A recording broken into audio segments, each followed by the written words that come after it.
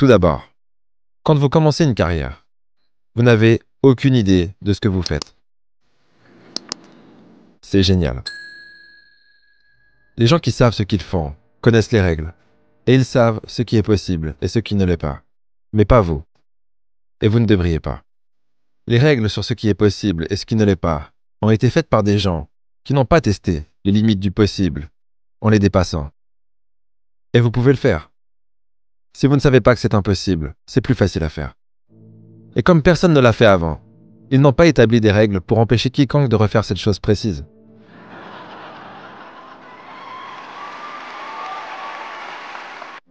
Deuxièmement, si vous avez une idée de ce que vous voulez créer, de ce pourquoi vous êtes fait, alors allez-y et faites-le. Et c'est bien plus difficile qu'il n'y paraît, mais parfois au final bien plus simple qu'on ne l'imagine. Car dans la plupart des cas, il y a des étapes à franchir avant d'arriver là où vous souhaitez être. Je voulais écrire des BD, des romans, des histoires et des films. Alors je suis devenu journaliste. Car les journalistes peuvent poser des questions. Et ils sont en mesure de découvrir comment le monde fonctionne. Et pour faire tout cela, je devais écrire. Et bien écrire. On me payait pour apprendre à écrire. De manière concise, claire, parfois dans des conditions difficiles. Et sous pression. Il arrive que la voie pour réaliser vos rêves soit évidente. Et d'autres fois, c'est presque impossible de savoir si vous faites le bon choix. Car vous devez équilibrer vos aspirations avec la réalité. Vous nourrir, payer vos dettes, trouver du travail, accepter ce qui vient.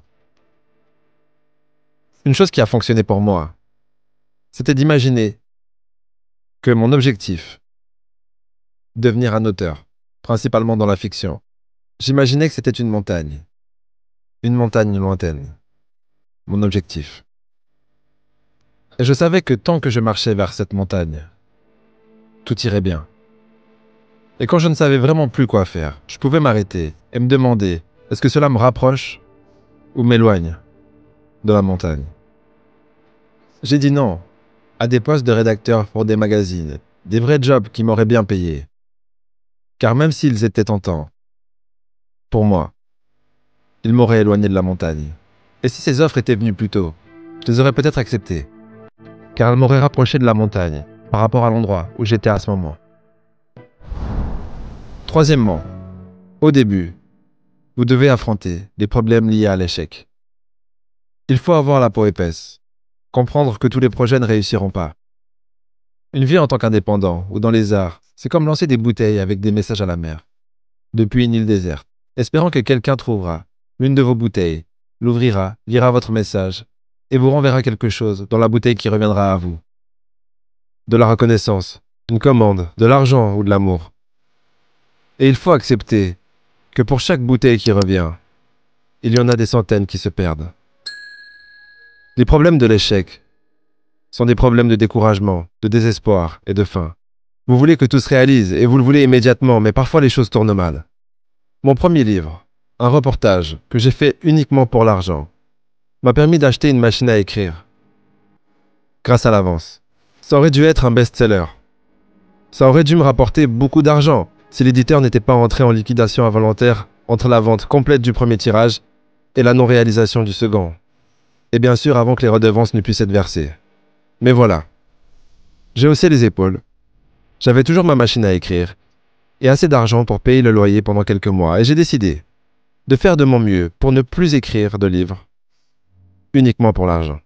Si vous n'obtenez pas l'argent, alors vous n'avez rien. Si je réalisais un travail dont j'étais fier et que je n'obtenais pas l'argent, au moins j'avais le travail. De temps en temps, j'oublie cette règle. Et à chaque fois que c'est le cas, l'univers me rappelle à l'ordre durement pour me le rappeler. Je ne sais pas si c'est un problème pour qui que ce soit d'autre que moi. Mais il est vrai que rien de ce que j'ai fait, uniquement pour l'argent, n'en valait vraiment la peine. C'était juste des expériences amères. Généralement, je n'obtenais pas l'argent non plus.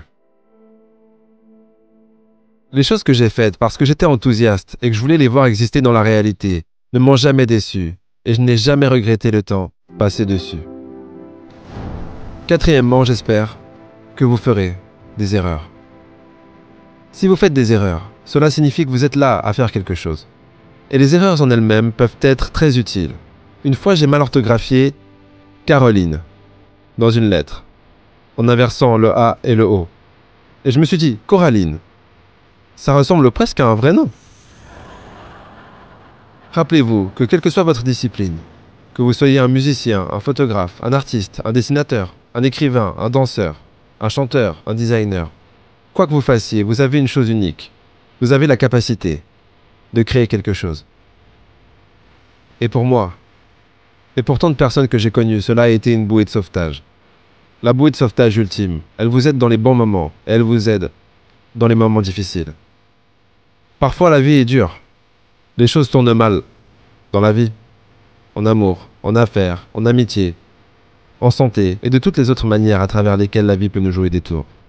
Et quand les choses deviennent difficiles, voici ce que vous devriez faire. Faites quelque chose de bien. Faites-le pendant les mauvais jours.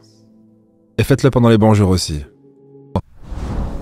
Et cinquièmement, pendant que vous y êtes, faites de grandes choses. Des choses que seul vous pouvez réaliser. Le réflexe quand on débute est de copier. Et ce n'est pas forcément une mauvaise chose. Beaucoup d'entre nous trouvent leur propre voie après avoir imité beaucoup d'autres personnes. Mais ce que vous avez, et que personne d'autre n'a, c'est vous. Votre voix, votre esprit, votre histoire, votre vision. Alors écrivez, dessinez, construisez, jouez, dansez et vivez comme seul vous pouvez le faire. Lorsque vous aurez le sentiment d'être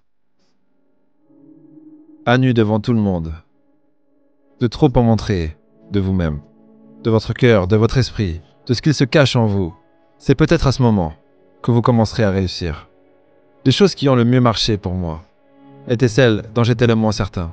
Les histoires où j'étais sûr que soit ça allait marcher, ou soit et plus probablement ça allait être un échec embarrassant. Le genre d'échec pour lesquels les gens se rassemblent pour s'en moquer jusqu'à la fin des temps. C'est souvent comme ça. En y repensant, les gens expliquent pourquoi ces histoires étaient des succès inévitables. Mais quand je les écrivais, je n'en avais aucune idée. Et je n'en ai toujours aucune. Et quel serait l'intérêt de créer une chose dont on est sûr qu'elle fonctionnera? Et parfois, ce que j'ai fait n'a vraiment pas marché. Il y a des histoires que je n'ai jamais rééditées. Certaines n'ont même jamais quitté la maison. Mais j'ai autant appris de ces histoires que de celles qui ont fonctionné. Ok, sixièmement, je vais vous partager des secrets pour les travailleurs indépendants. Les connaissances secrètes sont toujours bonnes, et elles sont utiles pour tous ceux qui prévoient de créer quelque chose pour autrui, ou pour ceux qui veulent travailler à leur compte. Je l'ai appris dans le monde des BD. Mais ça s'applique à d'autres domaines, et c'est ceci. Les gens sont embauchés parce que, d'une façon, ils sont embauchés. Dans mon cas, je faisais quelque chose qui aujourd'hui serait facilement vérifiable, et qui m'aurait causé de gros problèmes. Mais quand j'ai commencé, c'était avant l'ère d'Internet, et ma stratégie semblait plutôt sensée. Quand des éditeurs me demandaient pour qui j'avais écrit, je mentais. J'énumérais quelques magazines qui sonnaient bien, et j'avais l'air sûr de moi, et j'étais embauché.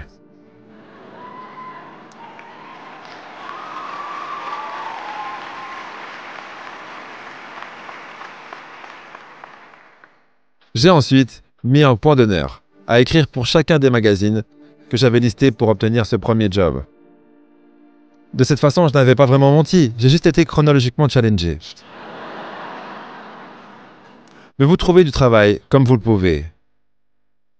Par contre, les gens gardent du travail en freelance. Et de plus en plus, le monde est freelance. Parce que le travail qu'ils fournissent est bon, et parce qu'ils sont faciles à vivre, et qu'ils respectent les délais. Et vous n'avez même pas besoin des 3. 2 sur 3 suffisent. Les gens toléreront votre caractère désagréable si votre travail est bon et qu'il est livré à temps. Les gens pardonneront votre retard si votre travail est bon et qu'ils vous apprécient. Et vous n'avez pas à être aussi bon que les autres si vous êtes ponctuel et que c'est toujours un plaisir de vous voir.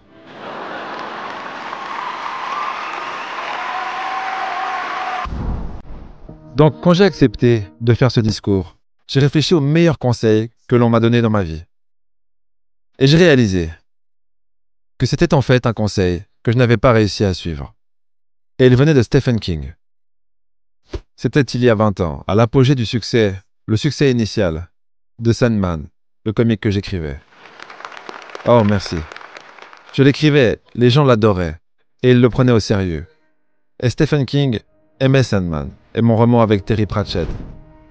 Il a vu toute l'ampleur que cela a pris, les longues files d'attente pour les signatures, etc. Et son conseil était le suivant.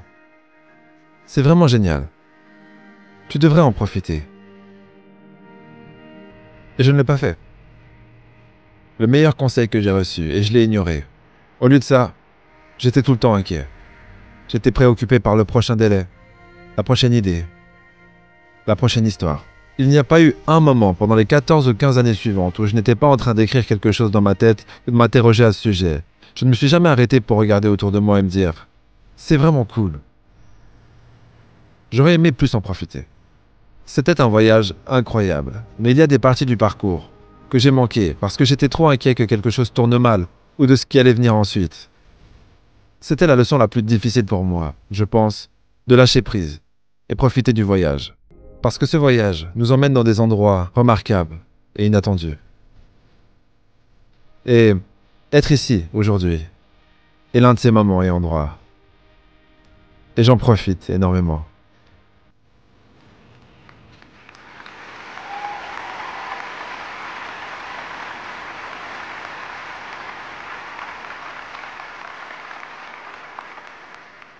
J'ai mis ça entre parenthèses, juste au cas où c'était pas le cas, je l'aurais pas dit.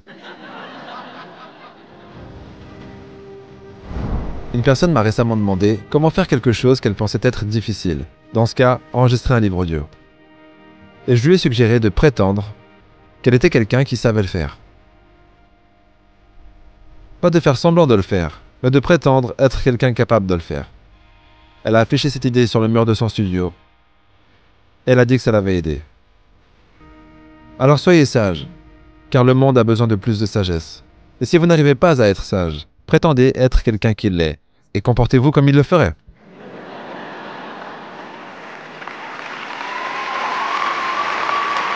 Merci beaucoup d'avoir regardé la vidéo jusqu'à la fin. Maintenant, vous savez les 6 règles dont vous avez besoin pour réussir dans la vie. Ce n'est pas quelque chose qui est difficile. Tout commence d'abord par la croyance. Si vous pensez que vous pouvez le faire, vous pouvez le faire. L'impossible n'existe pas. Bien sûr, les gens, quand il y a un objectif qui est ambitieux, qui est audacieux, ils vont vous dire que c'est impossible, tu ne peux pas faire ceci, tu ne peux pas faire cela, c'est fait pour les riches. Ils vont faire le tout pour te décourager. N'écoute pas ces gens-là. Si tu penses que tu peux le faire, oui, tu peux le faire. Il faut tout simplement y croire, passer à l'action. Parce que si telle ou telle personne a pu le faire, toi aussi tu peux le faire. Et je crois en toi. Même si personne ne croit en toi, sache que je suis là, je crois en toi. Et je pense que tu peux le faire. Et tu peux le faire. Il faut tout simplement passer à l'action, persévérer, patienter, parce que le meilleur reste à venir. Si tu ne me connais pas, je suis Ibrahim Faye, coach en développement personnel. Dans ma chaîne, je parle de l'entrepreneuriat, de l'investissement, mais surtout, le développement personnel. Si ces thématiques t'intéressent, je t'invite à t'abonner, d'activer la cloche de notification et on avance ensemble. Merci.